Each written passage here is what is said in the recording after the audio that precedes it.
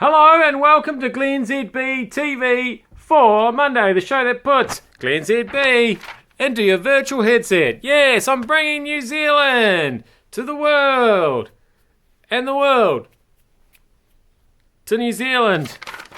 And apparently nearly a third of people are not getting enough sleep. Only a third? The University of Southern California says 30% of people sleep less than 6 hours per night. 6 hours? Oh, I dream of 6 hours. Well, I would dream of 6 hours if I could get that much sleep. Worries over work often keep people awake. Well, of course, my major worry over work is will I actually get to sleep before my alarm goes off? Pesky after-hour emails and rumination over unfinished work tasks often play on people's minds at night. Just a few more days, people. We can do it. We can do it. From the why are you weighing in on this issue, I don't quite understand the connection department.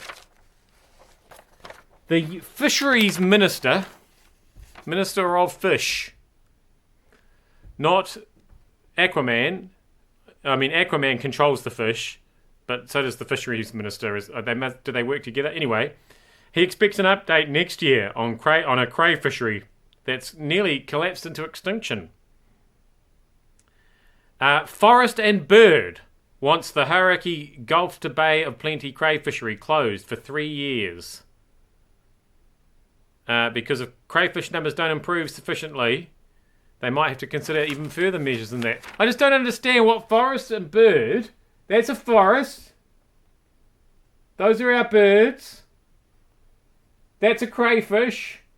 Let's just review. Can you see any crayfish on this picture? Yeah. Can you see any crayfish up the... No. No. Shut up, Forest and Bird.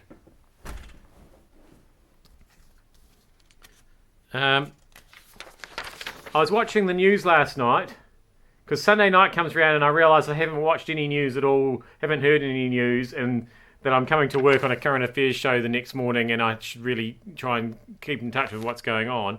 And so we had COP24. And James Shaw, he's our man, he was there with all these other influential people and they're all posing for a photo. But I feel like the person taking the official photo was over there. But this guy, who doesn't know how to do up a top button and a tie at the same time, don't know where he's from. But he's the only one looking at this camera. So it's almost like he said to a mate, I'm going to just get in this photo, give it the thumbs up. I don't know what they've agreed, but I feel like they all agreed to be in this photo, and he's agreed to be in this photo. I tackled my fancy. It's probably not important. And finally, Rocket Lab. Yeah, it seems like every week now Rocket Lab is pushing the boundaries, breaking records, making money in space. They're making history yet again with a successful launch. They're the first private company to ever launch Cube satellites into space for NASA. They've launched 13 tiny satellites into low Earth orbit. So that's good. The senior missions manager, Amanda Stiles, says, and this is sort of from the, I don't really think you had to say this because it was kind of obvious department. She says every detail of the deployment had been carefully thought out. No kidding.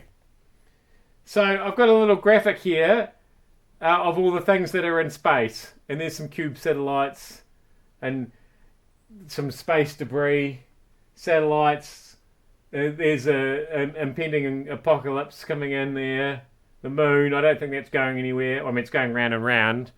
But, yeah, I think it's quite important that you do think about these things down to the minute details. I think that's why the space scientists get paid the big bucks. I am glennzb. Like I say, You need a good calculator. That's all I'm saying. I am glennzb. Thank you so much for having me in your virtual headset. The countdown's really on now. I'll see you back here tomorrow for more.